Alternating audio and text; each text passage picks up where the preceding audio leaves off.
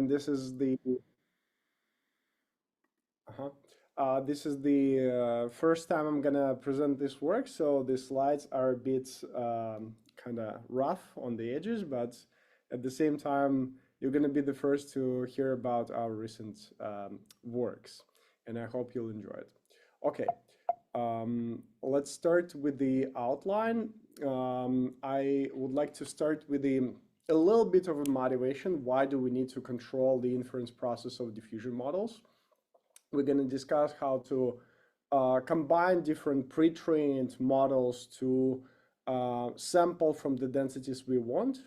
And then I divided the talk into big pieces, each of which covers two works. One is the superposition of diffusion models, and another one is Feynman-Kac Correctors.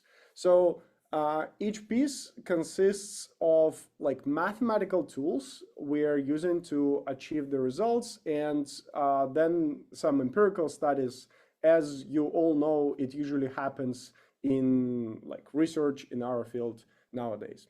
So this is the superposition where we're gonna talk about the like mixture and equal densities and density estimation. And in Feynman-Kac Correctors, we're going to talk more about like sequential Monte Carlo and Feynman-Kac formula and sampling from the Boltzmann density. And everywhere we're going to generate some molecules and generate some images and so on and so forth. So let's proceed. Let's proceed with the motivation. Let's start with the motivation. You all know the like classical paradigm of generative modeling, and I'm gonna remind it first to kind of like to introduce the motivation, and second to introduce some notation. So in general, I'm gonna talk about diffusion models, but of course this paradigm applies not only to diffusion models, to many other generative models that exist. Today, however, we speak about generative models, and in generative models at training time, we apply some noise to the data using some stochastic differential equation, and then we learn the model that tries to reverse this process. And in the inference from the noise on the right, some simple distribution of the noise, we perform the inference and we sample the data. So the goal of classical generative modeling is to recover this kind of like latent data distribution that we assume to be represented by the samples. However, for like scientific discovery, this is not necessarily the case. For instance, let's try just like schematically outline what we can observe on like this mixture of like 4 Gaussians. Let's say that one Gaussian is like is a cluster of some samples with some property A, and another Gaussian is a cluster of samples with property B. So for instance, we would like to answer like to ask the questions, for example, what's in between this Gaussian? Maybe there are like some rare samples with property A and B, which can be represented in many different ways. Or we could also wonder what are these samples from the very center of the Gaussians. Maybe these are kind of like the best samples or like reference samples representing the property B. In general, like how do we do inference to generate these samples? Generate, let's say, rare samples. And in order to like formalize it a little bit, which I outlined very roughly, let's introduce some like mathematically kind of like precise operations that we can apply to densities. So let's say we have some training data A, which is represented by the green scatter plot, and training data B by the purple scatter plot. And this is something that we can like achieve sample by like kind of naively merging the outputs of the model, averaging just the outputs of the model. And this doesn't have like direct kind of like interpretability from the point of view of the densities we sample. I mean, it's a procedure, but the best way to describe this procedure is we just average model outputs.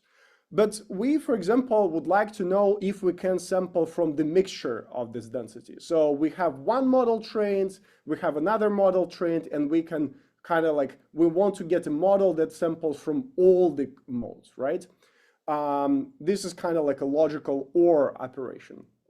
Another possibility for here is, for instance, we would like to sample from the surface where the density is equal. And if you think about this, for Gaussians, we just like the surface of equal density is just the set of points where the distance between Gaussians is the same. And we're gonna refer to this logical AND, but this is like, once again, not as a strict interpretation as a logical AND. It's more as intuition. And in these two types of manipulating of the densities I'm gonna cover in this work called Superposition of Diffusion Models. So in the first part of the talk. So in the second part, I'm gonna talk about other types of manipulations. For the first thing is that if we have some diffusion models that samples from like density Qt, we would like to sample from the density, from the annealed density, let's say with lower temperature, to generate these kind of like reference samples maybe in some sense. Another type of operation I'm going to consider is the product of densities. And this is also another way to define logical AND, right? And the third type of operations, this is kind of like jointly product and annealing. This is going to be the geometric average of densities, or this is in some way it's very relevant to guidance, like classifier free or classifier based guidance, these methods that exist nowadays in diffusion modeling literature. All right, so let's go first to the mathematical tools that we're gonna need for the mixture and equal density. And we're gonna start with logical operation OR, which is the mixture of densities. And here the setup, it's kind of like a warm-up. In some sense, the setup is pretty straightforward. We have two diffusion processes, or maybe not even two, like M diffusion processes. We're gonna illustrate always like with two diffusion processes, but nothing restricts us from like considering more than two, of course. So two diffusion processes, they they follow some marginal densities, Qt I is the index of the process. And this is the Fokker-Planck equation that describes the process, right? So the question is, how do we combine them to sample from the mixture, right? So just the average of the density is gonna represent the mixture, and we would like to know, for example, the vector field. So the vector field that samples from this mixture. So the good news is that we know the vector field in the analytic form. Here it is. So it's a linear combination of the vector fields from every model. But the bad news is that it requires the density under the ETH model to evaluate the vector field for all of them. The density actually under all of the models, right, as vector fields under all of the models. All right, so this is like our first kind of challenge. And the same challenge actually appears if we consider like sampling from the equal densities. So namely, let's say we have these like two distribution. One is, once again, like kind of green and another is purple. And these black lines represent the surface where the density between the distribution is equal. So this might be interesting because these kind of are like border samples, right, between two data sets. They can possess some interesting properties. that we would like to study, as we're going to see, like, for example, molecules with like several properties, not just one. So to sample from equal densities, we assume that at every iteration we are staying in this like border of density surface, and at every iteration we can evaluate the vector fields that kind of like pushes us towards the green data set, another vector field that pushes us towards the purple data set, and we would like to combine them into like a linear combination that always keeps us at this surface of equal density. And we're gonna iterate in this fashion. So mathematically speaking, we have an SDE or maybe an ODE, it depends on the coefficient we choose in here, GT, right? Where we consider like a linear combination of the vector fields, where the vector fields are given by our models. And the linear coefficient is defined by these coefficients kappa I. And we assume that the densities at moment t at position xt are equal under both models. And we say, okay, well, we would like the densities at the next moment of time, t plus dt, be equal. We extend our, using just like Taylor series expansion, because we usually integrate it with like a very small dt. So this O of dt is usually like negligible. We don't consider it. And we see that we have to somehow satisfy that the total change of log density is the same under both models. And once again, this is another motivation for us to ask a very natural question: how do we estimate the densities? So the question is very like straightforward. Once we, you know that, like, for example, in language models, in many other different, in like normalizing flows, once you generate a sample, you know the density under this model. And this is nothing new. In diffusion models, this is also the case. However, we here are discussing about like completely changing the procedure of inference, right? And once changing this procedure, we have to ask this question again.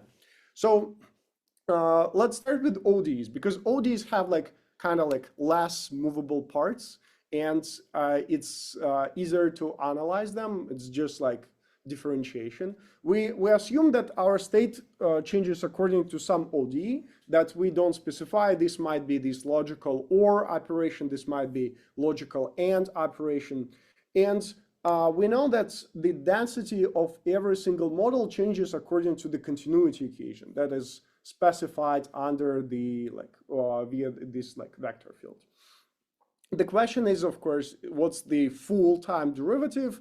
And we can answer this question simply by just like extending the terms as a partial derivative with respect to t. This is the change of our density in time, right? So the function that we're evaluating constantly changes, and we have to take this into account. But the second source of change is here the change of the state itself, right? So both the function and the state change. We add up these changes like this. We use the continuity equation, and voila, we have the formula. We have to estimate the divergence here of our vector field. We have to know the score, which is usually it's something that is known because we usually train diffusion models with this like score matching procedure, which is exactly estimates the score that we need. And then we have these two vector fields. One is ut of x, which is our like kind of like custom vector field tailored to our needs, right? And we get the change of the density.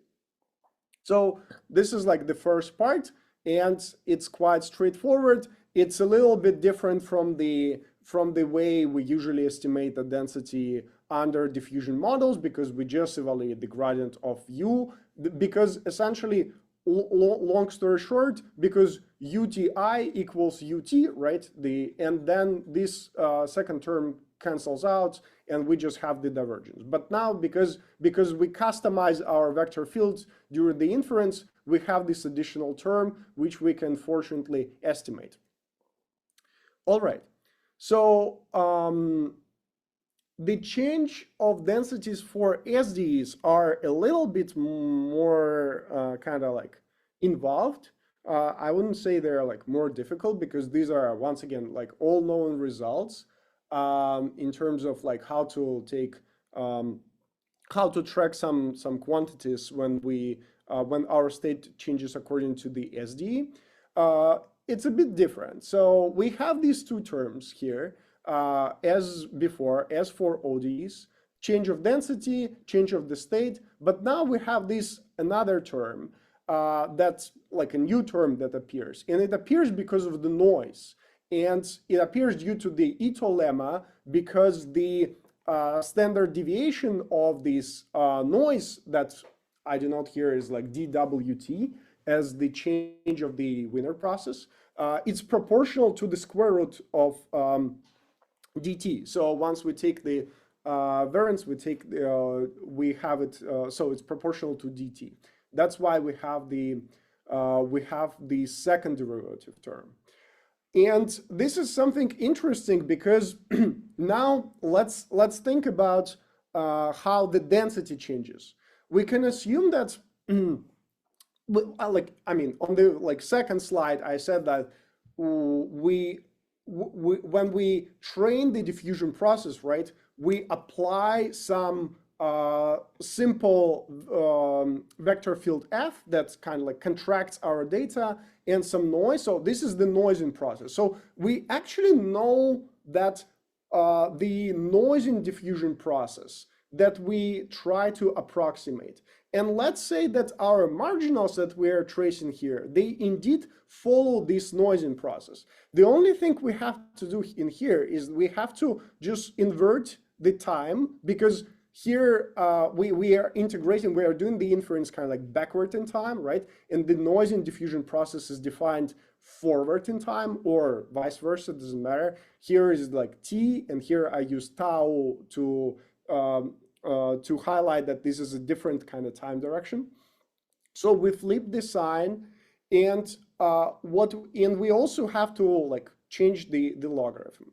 Once we do this, we have this the change of the logarithm. We just expand using the previous equation. Once we do this, we notice that these two terms, the Laplacian of log density in the change of the density, and the Laplacian of log density, these new figure that appeared from the Ito lemma, they actually cancel out. They cancel out because of this same diffusion term. And this brings us to the first kind of result that we would like to share, and we think is very interesting and important, is the Ito density estimator. This is just like collection of everything after some algebra, right? We have the SD that propagates our that we follow during the inference process of a diffusion model, right? This SD is the first line. So here, this can be actually any vector field, which is very important, because as we discussed, we want kind of to tailor our inference process to our needs. So this vector field can be anything. The GT has to be the same, actually, the diffusion coefficient. It's a minor thing from the perspective of diffusion modeling, but this thing has to be the same, so these Laplacian terms that I mentioned before, they cancel out. And now let's analyze what's happening with these d log q, right? So the scores we usually know because we train a diffusion model, or even if we train flow matching, but we train it with the Gaussian prior, we still can access, we can kind of reverse engineer the scores. It's not usually a problem. dxt is also given. So now this term, the divergence of f is, this is, okay, I'm gonna explain this. Don't read what's written. The divergence term, it has to be the divergence term has to be the constant because F is some simple contraction vector field that we apply during training. And we know F analytically, it's simply usually like some scalar alpha t x t, and that's it. But when we do this, when we apply this eta density estimator, it actually doesn't, like, because we don't have any divergence terms, it works much faster because we don't essentially need to backpropagate through our network one more time to estimate the divergence. And this speeds up the compute for stable diffusion XL. I think it's like around like 5 times faster.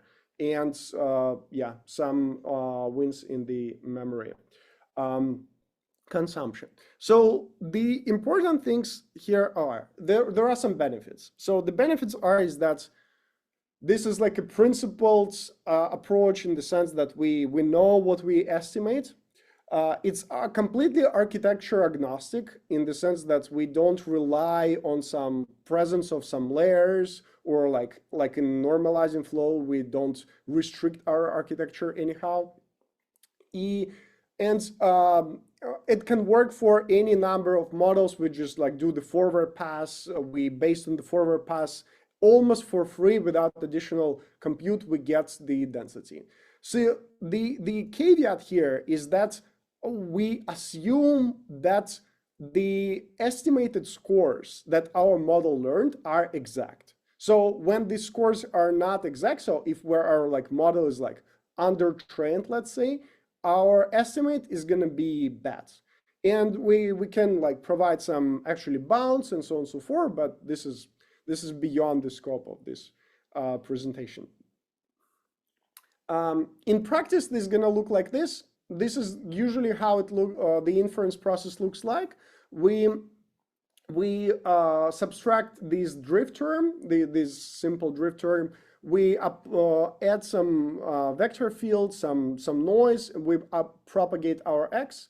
But then we add like 2 more parts. First is that we have to figure out these coefficients kappa for the linear combination that we use to combine our vector fields. And we have to propagate and update our densities, because these densities we use to evaluate kappa. And this is it. And both these steps, they rely only on the forward pass of the neural network. They don't rely on any additional compute. So now, once we have this, let's take a look what we can do with these new tools. I'm starting with a very toy example, like the MNIST of our days, CIFAR10. And we split CIFAR10 in just 2 parts, part A, part B, where like they don't intersect in the labels. We train 2 diffusion models on every part, and then we first evaluate these parts, model A and model B, and we see that in terms of FID, inception scores, FLD, which is like another metric that captures the novelty, it doesn't perform that well, which is very expected, right? We train a model on the entire data set, we see much better performance. Then we train, we do the following. Before generation, we flip the coin, and if the and like in 50% cases, we sample from model A or from model B, and we get this result. And this is, in some sense, that's what our theory can achieve in like if we perfectly estimate the density, for example. And this is what we achieve with the vector field that we derived, that weights the vector fields proportionally to the density. And we can also like introduce some hyperparameters, some like temperature, and like squeeze out a little bit more performance. So the conclusion of this experiment is that, for example, our theory works for estimating the density, and we indeed can do this OR operation between vector fields. The downstream applications would be like distilling it or like using for continual learning, but we haven't considered them that much. So we have considered them.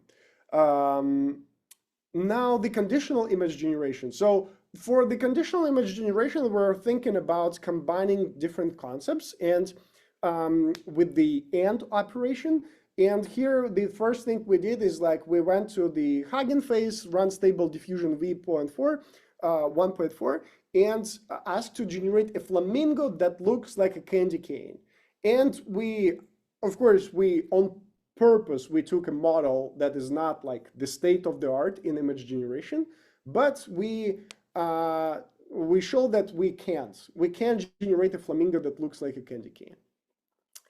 So we went further. We actually we tried joint prompting, multiple joint prompts. And here, like for every prompt, we use some object 1 that looks like object 2. And so maybe someone can like guess flamingo and candy cane on the second picture. But here, for example, we just see a donut on the fifth picture. It's just a donut and there is no second concept. It's hard to like guess, almost impossible. But the second concept was like a map, actually. So the map appears if we average the outputs. This is the baseline algorithm that was proposed before for like compositional diffusion models. And the map, pretty much on every pictures, you now see both concepts, like flamingo, candy cane, dog and a cat, volcano and a waffle cone. But the images just look bad in the sense that they're not aligned with each other. They're just like kind of like occluded. And with our algorithm, we see that if we control the density, this is essentially the images that have the same density under one prompt and another, right? So the donut and a map. And indeed, if we look at this picture, we now can say that is it a picture of a donut? Is it a picture of a map? It's kind of both. And that's what the model has generated, right? The picture that qualifies both as a donut and as a map. For the quantitative comparison, we took several metrics. One is CLEAP, which is just like based on embeddings. Another is image reward neural network that like you input a picture, it tells you human preference, approximate human preference, of course. And the final metric is like LLM-based question answering. You show the image to LLM, it generates some questions, and then another LLM just answers the question whether it's like good or not. So long story short, we outperformed the baselines, the joint prompting in every single metric.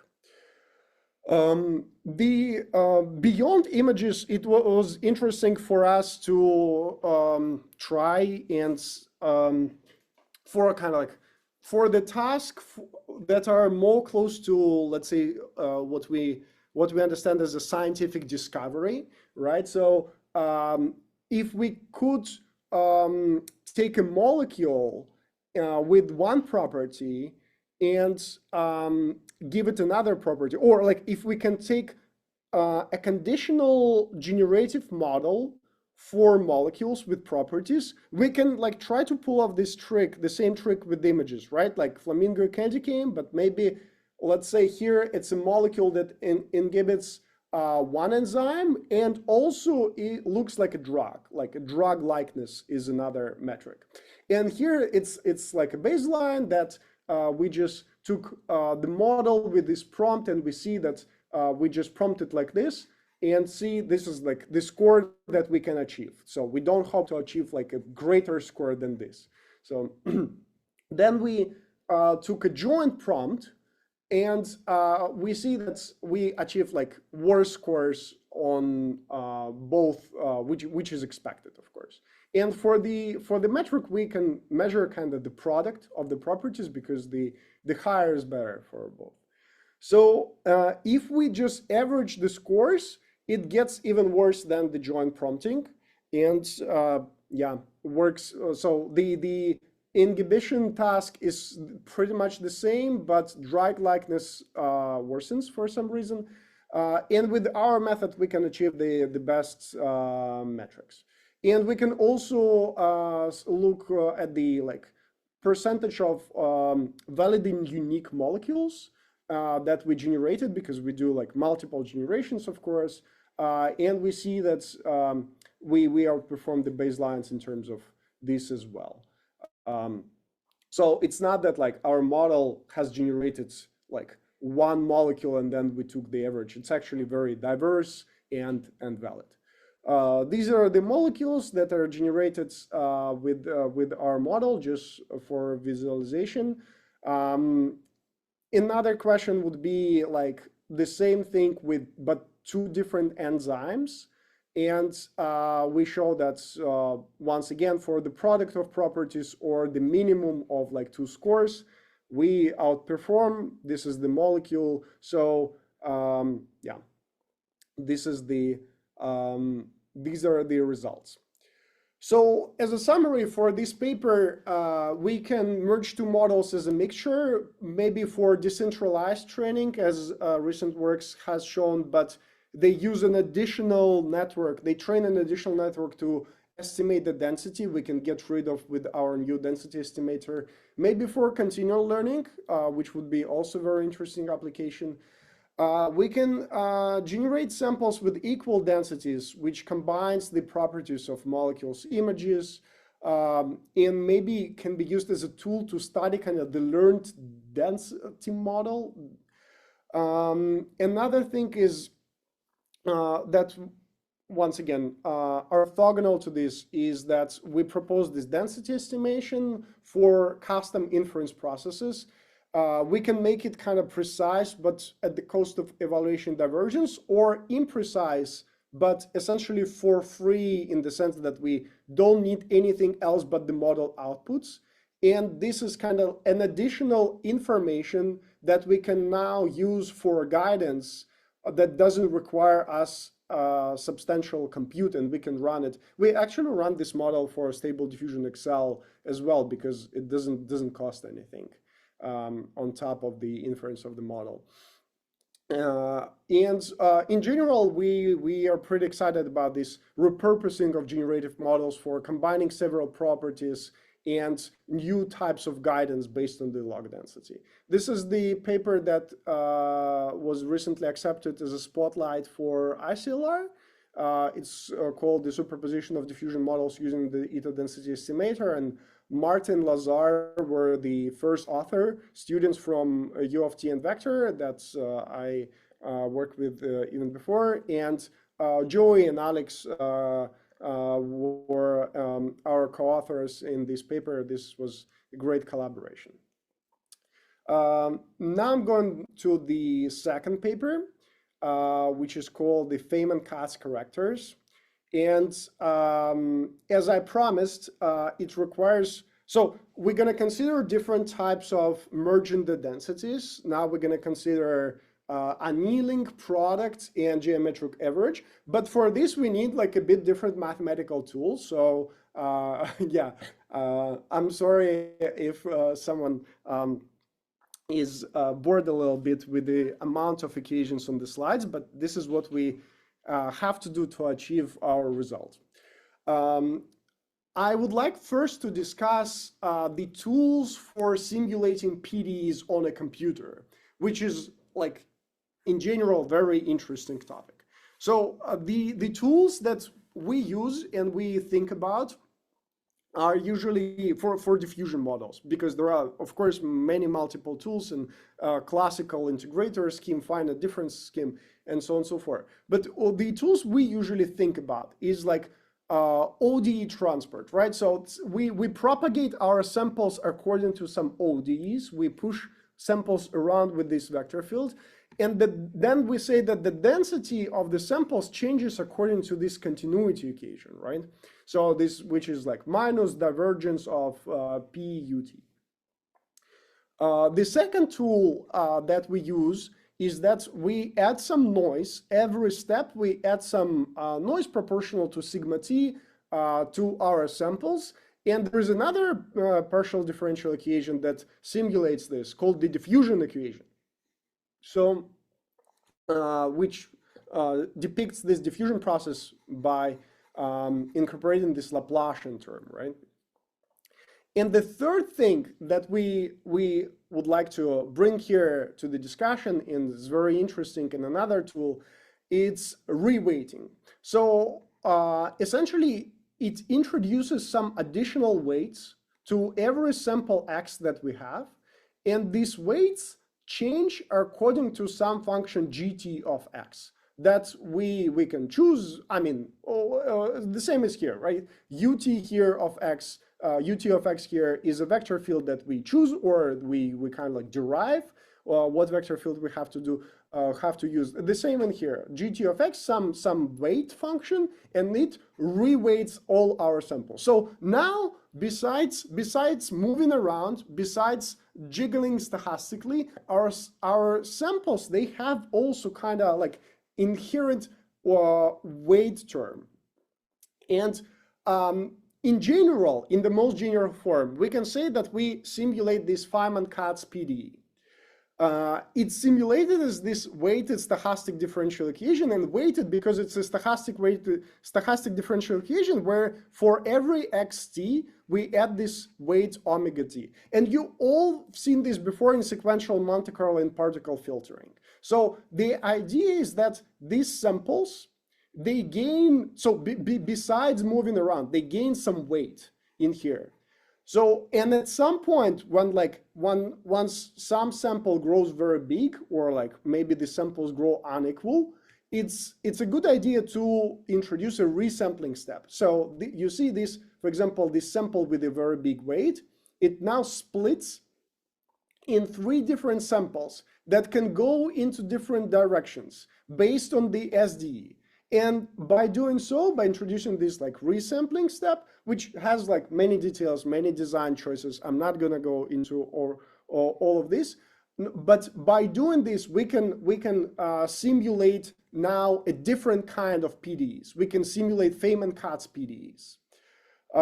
This is the setup of this paper, and the second piece of the setup is going to come from the question whether we have like a correspondence between PDEs and simulations. I'm going to explain it as follows. So think about that, like let's say we simulate our ODE by following this vector field, nabla log pt of xt. I can choose it, and we do it all the time in diffusion models. Now I can map it to a PDE using the continuity equation, right? Because we just discussed that we have to use a continuity equation for ODEs. But then if I just like see that actually this p nabla log p nabla, they actually simplify into this. But now I can recognize the diffusion equation here, right?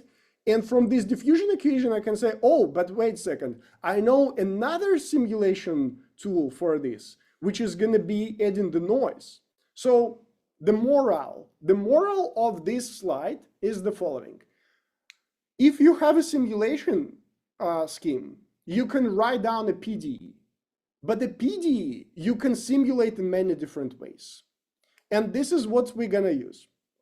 Let me show you a couple examples, because I'm not going to go into like all the, derivations in this paper. I want to illustrate some examples. For example, I can convert ODE transport into a reweighting scheme by rearranging terms. Indeed, I take this minus divergence PV. I say, okay, expand the divergence, just the product rule for the derivative, nabla v, divergence of v, nabla pv. Okay. Now move p out of the brackets. Here to move p, I have to move p and get like nabla log p, right? So now I have something which is like p by some function, and I say, well, okay, I can actually select gt of x as follows. Okay, I forgot minus in the second term. I knew I'm gonna forget this minus, but anyways, Here there's a typo, it's a minus, gt of x. It's our new weighting scheme. And now we can simulate this PDE simply by reweighting. Same thing with diffusion. We take diffusion, just need bit more steps. We start with the Laplacian. We expand the Laplacian as the divergence of the gradient. We take, once again, the P nabla log P from nabla P, right? This rule, just take the derivative of this. Then we expand the terms by as a product of the derivative of the product. And then we collect all the terms with P. We get P out of this Laplacian. We get Laplacian log P plus norm of the log P, blah, blah, blah. Anyways, doesn't matter because I can just say, okay, now my weight is whatever is in the brackets, right? No, plus this term. So what I want to show is that, like, once we have a PDE, we can actually just shove it into this kind of like reweighting term in many different ways. And this is what we kind of using here a lot. For instance, given two pretrained diffusion models, this is one Fokker-Planck equation, another Fokker-Planck equation. This is minus f is the simple drift term, learned scores, as you all know. We can modify the inference time diffusion process. So we sample, for example, from the annealed density. This is the density with the normalization constant, but we like think about this as proportional to, right? The product of densities, or we can do both annealing and the product, and then we get these geometric averaging. So for the geometric averaging, for example, this is very, very close to classifier-free guidance, because in classifier-free guidance, what we say, and that's kind of like the common interpretation, right? We start with our initial noise, we do the reverse diffusion process, we arrive at the picture of flowers, but if we want a photo of a grumpy cat, we have to take into account this classification term. So we want to actually sample kind of from this density, right? That's a mixture between the generated unconditional density and the conditional density, beta. This is unconditional reference model. This is conditional train model. And what people do, okay, if I want to sample from this density, this is what I have to do. I just have to plug the score of this density instead of the score that I had before. But unfortunately, this doesn't work in the sense that if you do the kind of like math properly, if you account for all the terms, you will see that this scheme doesn't sample from the density that you want. And yeah, this is, we have to do something with it. And so essentially we were asking, can we derive the weights such that we indeed sample from this marginal? So we now have this interpretability. Now we have some guarantee that, okay, this scheme is supposed to sample from these marginals. So very simple. We just take the time derivative. We use the known Fokker-Planck PDEs for the densities that we've introduced before. And then we find this term that corresponds to the classifier-free guidance simulation. And then we find the terms that corresponds to weights. So we assume that the scores of both models are given exactly. And this we do for all the densities, but I'm gonna show you, because the intuitive part kind of like, these weights are quite intuitive, but I'm gonna show it before every application. So once again, the geometric average of densities looks like this. We take the unconditional model and the conditional model. We take the classifier-free guidance, but then that's why we call it a corrector, because this weight actually makes the simulation do what people want, in the sense that it makes it to sample from this geometric average of densities. These weights look like this. If we take beta greater than 1, as we usually do in classifier-free guidance, then this weight is positive. And the weights are high if both models look into the kind of opposite directions. If they pull the samples into the opposite directions, if they're very different, then it means it's kind of like important for some reason. I guess because like it means that the unconditional density is very different from the conditional density. Well, if we apply to stable diffusion Excel, once again, because we don't have like, there is no divergence terms, we don't have to back propagate through the network, no additional computation, just evaluation of the scores, which once again, we assume that they're kind of like, the model is well trained, right?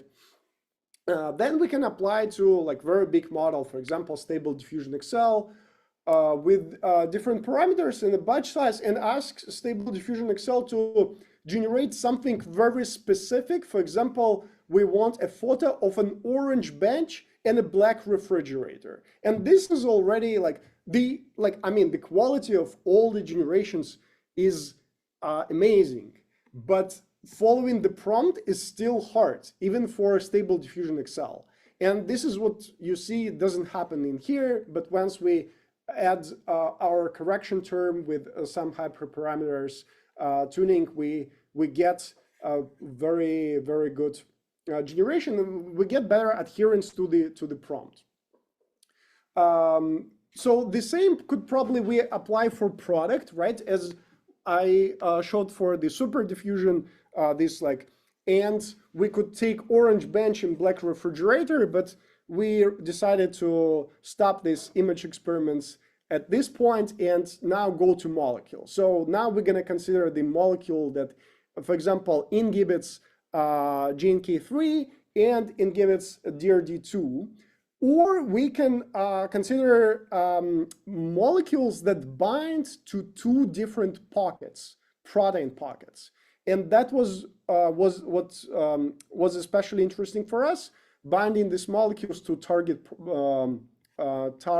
pockets, protein pockets. So here for the vector field that we're using, it's the sum of the scores. Once again, if we just use this, we don't simulate from the product. This is the fact that the score of this density equals to the score to this, it doesn't matter, doesn't mean that we can follow these marginals. So what usually people do is like people train energy-based models, right? Because then they have density and then they can like do importance sampling, sequential Monte Carlo, and they do it like in reduce, reuse, recycle, or recent paper of James Thornton and his co-authors on distilled energy diffusion models. Here we don't need this because we derive the weights in a very straightforward manner, and we see that high weights are for aligned directions, which also has an interesting meaning in the sense that if this direction increases the density for one protein pocket and for another protein, for one class, another class, one property, another property, right? So if they both increase this density, then we increase the weight of this sample. So we got an interesting interpretable weight formula for the weights. These are the experiments. This is the experiments under this lock and key hypothesis. So we want to generate like 3D structure of a molecule conditions on a 3D structure of a protein pocket. And we want one molecule that binds to two different proteins, because this is kind of like one key, two locks interpretation. So we can't condition like in our model like simultaneously. So what we do is that we first like this is the target, and this is just like one target as a baseline. And then we see that if we take the product, we apply our resampling scheme and so on and so forth, we increase metrics for both protein 1 and protein 2. Here it's the product, the maximum of both binding scores, etc. Here are the pictures. This is the this is the docking scores for just for the reference, for some like other baseline models, and for our model, we get these scores lower than 10, and these are visualizations. I would like to cover the tempered target, so I'm gonna like rush a little bit the experiments, because this is another interesting direction, and another very important application in our opinion. The application here is follows. We would like to sample from a tempered distribution, annealed distribution. In particular, this is important for learning samplers from the Boltzmann densities, because once we increase the temperature or decrease this parameter beta, the problem becomes much, much smoother. It becomes more simple. So if we can train on a simple problem, but then sample on a harder problem, that would be a very interesting use case, right?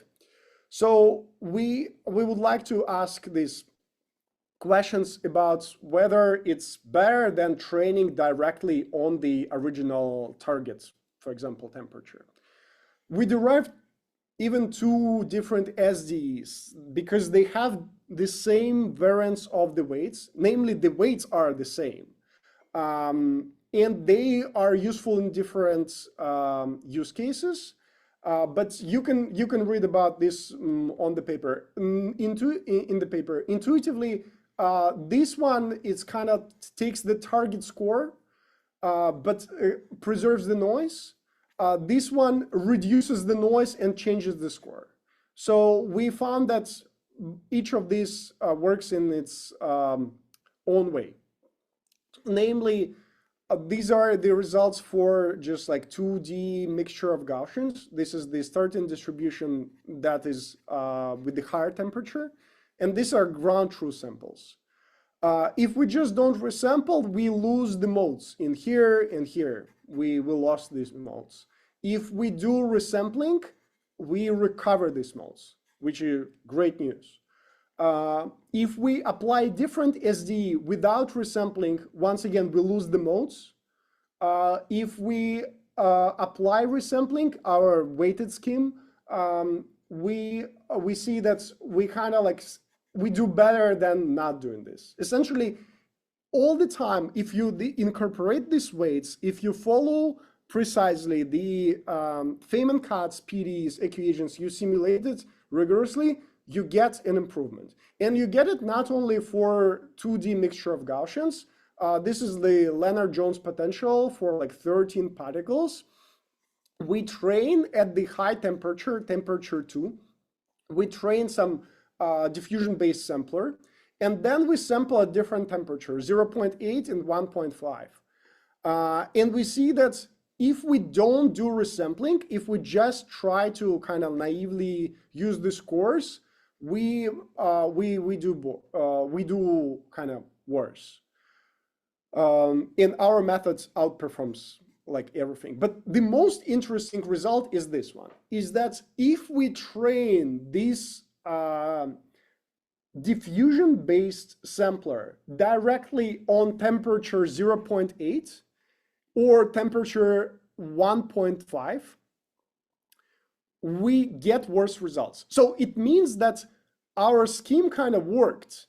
It worked kind of to trick the modeling. We trained on a higher temperature, then sampled at the like target temperature, and we see that it's better. It's much better than directly training on target temperature, which are great news. So we consider it as a success. We can further compare the models in terms of the plots. This is the plots of the energy, and we compare it with MCMC samples. And once again, we see that everywhere where we apply our weighting resampling scheme, it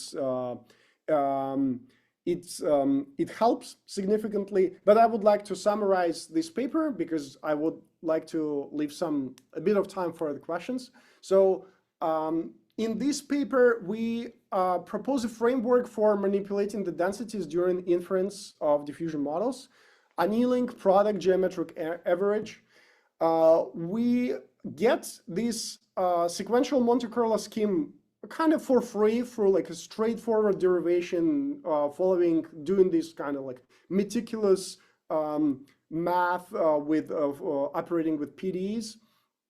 It can be applied to actually much broader families of like reward tilted densities or classifier based guidance, you name it. It's easy to implement and evaluate for any architecture and model because it's like the main thing, the main idea is all in the like mathematics and the inference. It doesn't require the EBM parameterization as previous works did. It doesn't require the evaluation of the divergence, but assumes the exact scores, which means that, I mean, we kind of like during inference, we always assume exact scores, but you understand that like if you train a density model and then you do Monte Carlo, you get better guarantees so it's also kind of an interesting question for future work. And this is all due to the reweighting equation and this play between different interpretations of PDEs for simulation. This is like a recently appeared on Archive. We had like a great pleasure to work in this big and very productive team. Marta, Tara, and Victor, they're the first authors. They did all the experiments. That's why you see so many results that I can't even cover it in time and like have to rush a little bit through the end of the presentation. But I'm gonna end it here, and I would like to hear some of your questions. Thank you so much for your attention. Thank you so much. Yeah, I guess we have we can ask some more time, ask more question. Yeah, so I actually have some questions. So in the first paper you discussed, I couldn't really understand about this AND operator so you're kind of constraining your diffusion process to sample from regions where the densities are all equal, but it doesn't actually like kind of guarantee that they should be high or low, right? You can also Yes. This is a great question.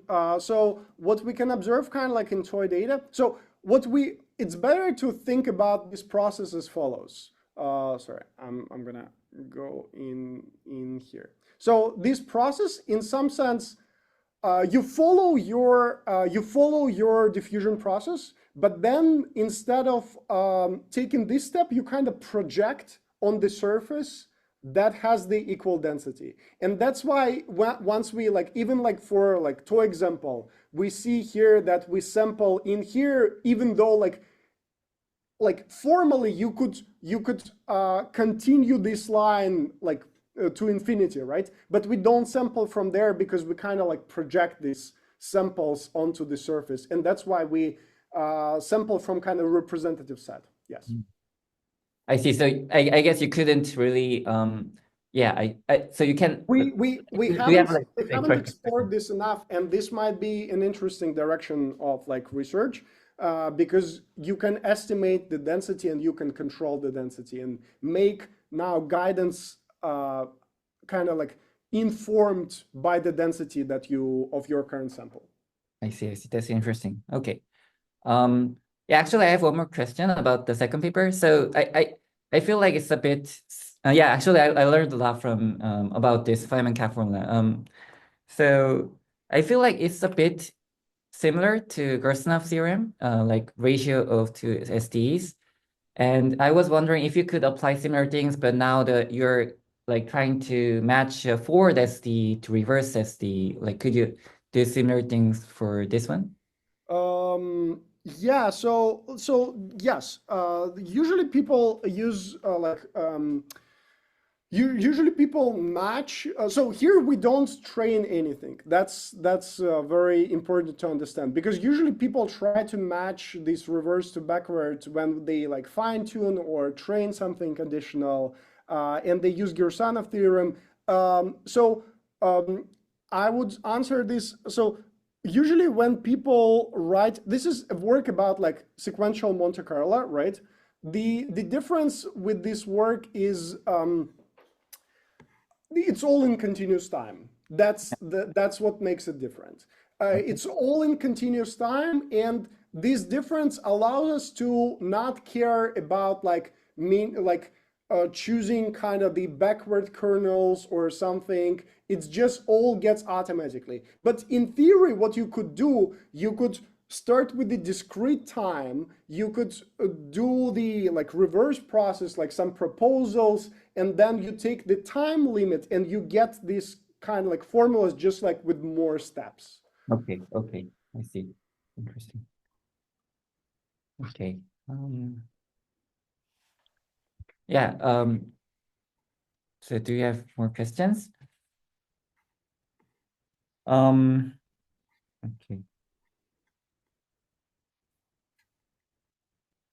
I was wondering about this first paper. I guess you could because I guess it applied for both the first and the second paper because you're doing inference time only schemes.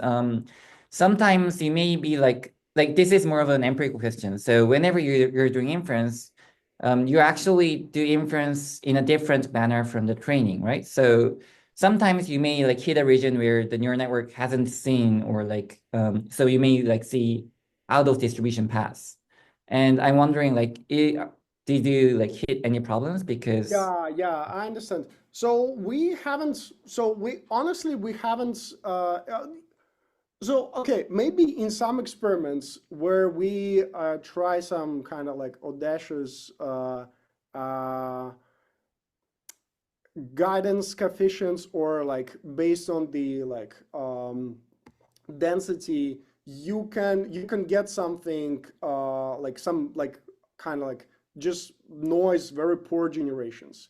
But here I think when we are kind of interested in what we generate, and so for annealing for the product, it's so the main questions would be about the product and the end operator, and we see that the generations are very kind of unconventional and weird, in the sense that you would never get these generations by any just by prompting your model. There is no way you can get these generations, and we tried really hard. And the thing is that the answer is yes, the model is not where it is trained, but the we don't want to generate what we were trained on. And we haven't observed any kind of divergent behavior, or something like this. I see. That's cool, actually. Okay, I see. So neural networks are strong enough, and they generalize well to out of regions. I see. Yes, in some sense, yes. Okay, okay, I see.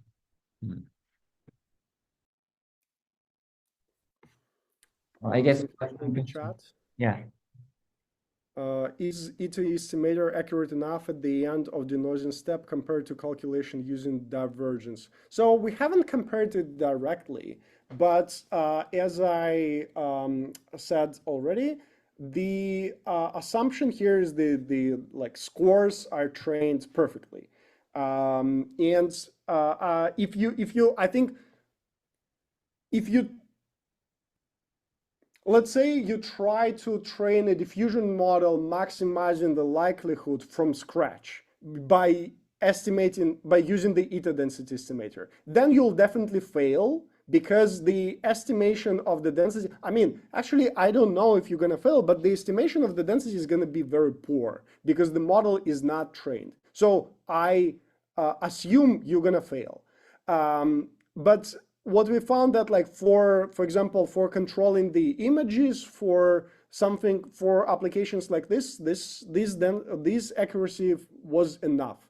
But you always gonna get more accurate estimations with the divergence, estimating the divergence in here. Yeah. You're welcome.